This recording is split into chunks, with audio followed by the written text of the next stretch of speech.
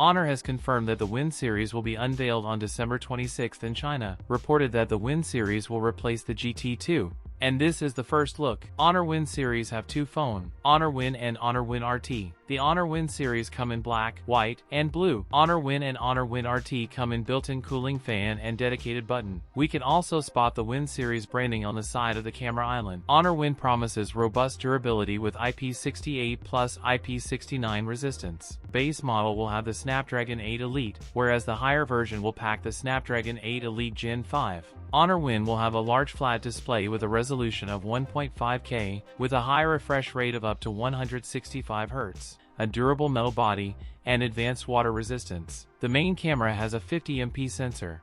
One of the two devices is bring a massive 10,000 mAh battery with 100W wired charging support. It is still unknown whether the Honor Wind smartphones will be released outside the Chinese market. That's it for today's video. If you enjoyed it, don't forget to like, comment, and subscribe for more content. Thanks for watching, and I'll see you in the next one.